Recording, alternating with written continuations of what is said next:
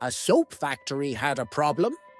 They sometimes shipped empty boxes without the bar inside.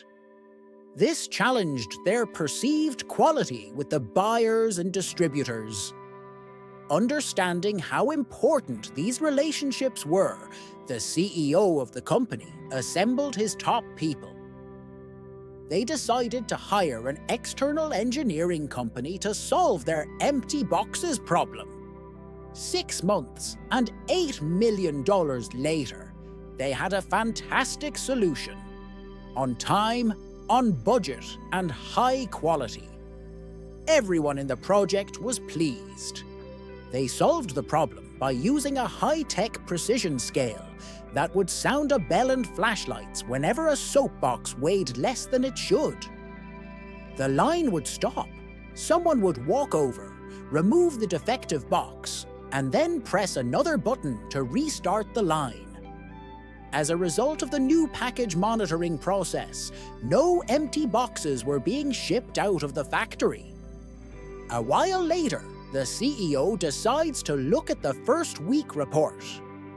Since the scales were put in place, no empty boxes had been shipped out of the factory. Each day, about a dozen defective boxes were being removed, which was consistent with the projections. There were almost zero customer complaints, and they were gaining market share. The CEO felt the $8 million was well spent. However, the number of defective boxes picked up by the scales dropped to 0 after 3 weeks.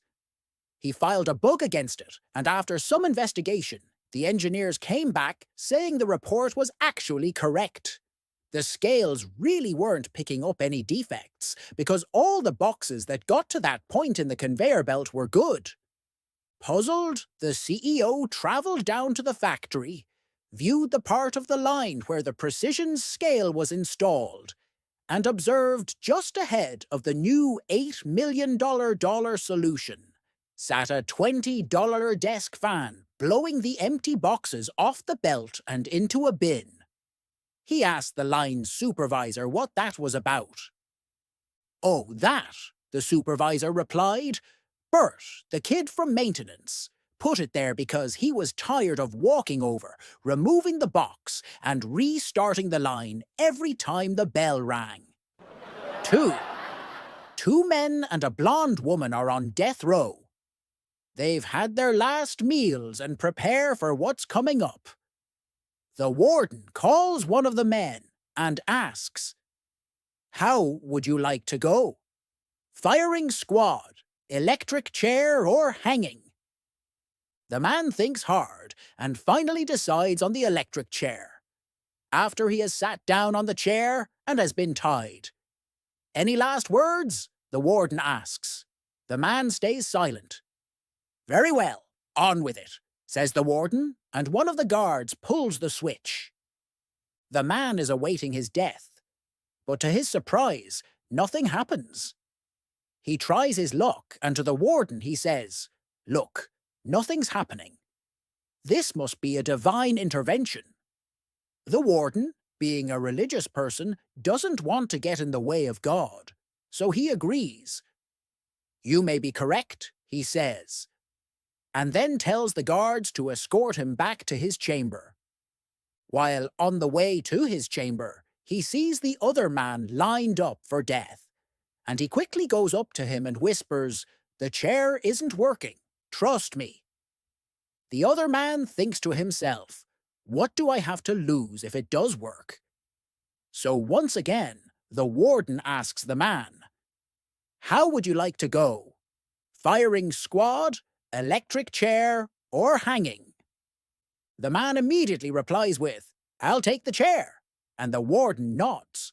The guards sit him down and tie him up. "Any last words?" the warden asks, and the man stays silent. "Very well, off you go," the warden says, and one of the guards pulls the switch. To the warden's surprise and the man's favour, nothing happens. Wow! The warden gets suspicious, but again, not wanting to take his chance with God, tells the prisoners to escort him back to his cell.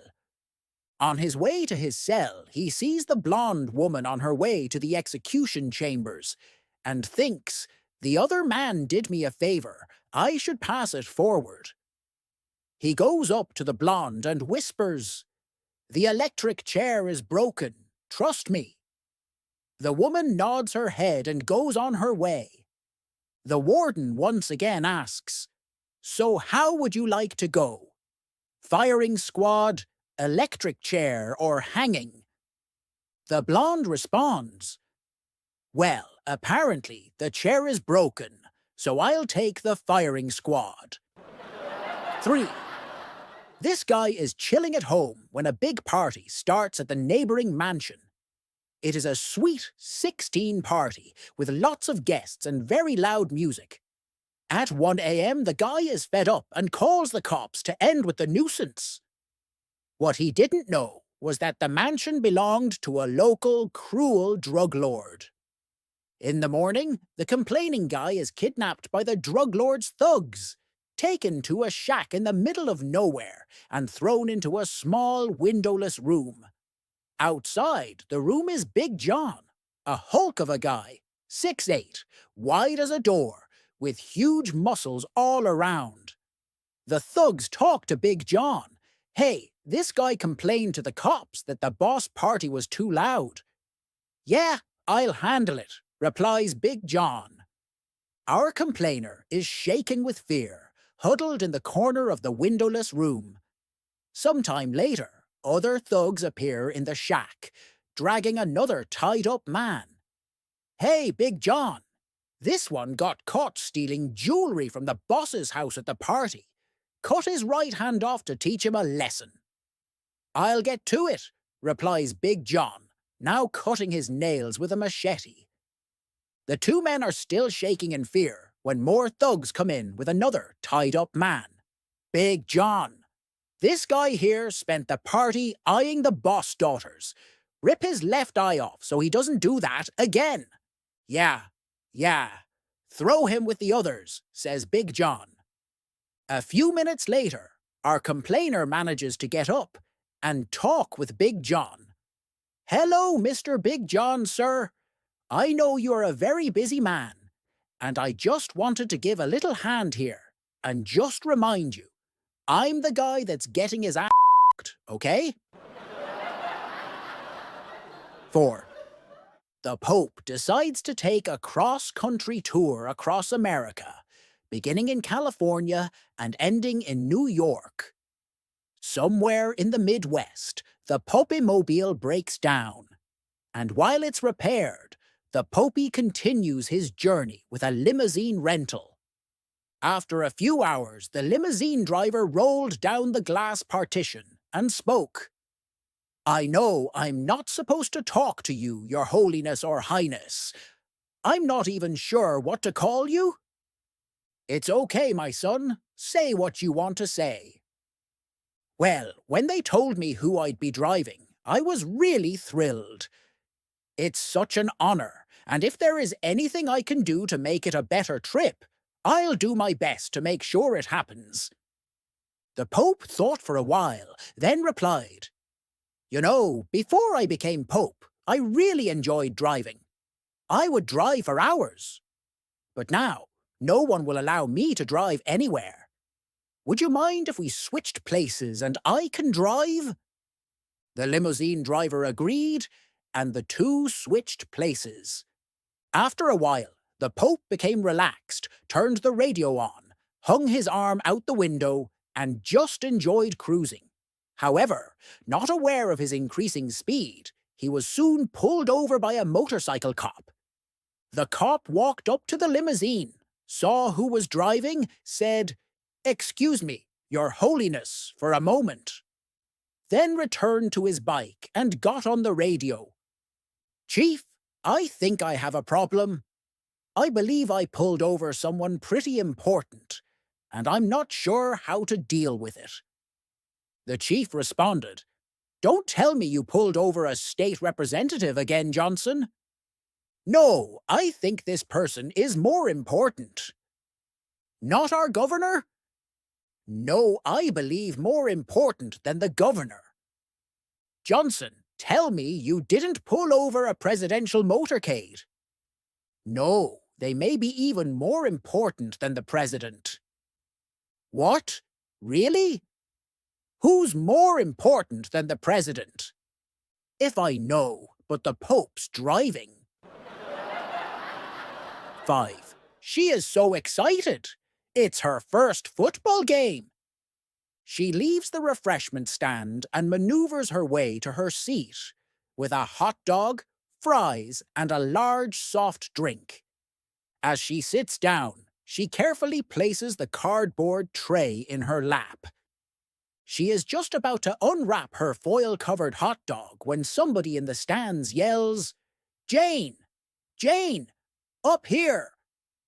She wraps her hot dog back up, sets the tray down in front of her, stands up and looks around, but doesn't see anybody. She sits back down, puts her tray back in her lap, unwraps the hot dog again, and opens a mustard packet.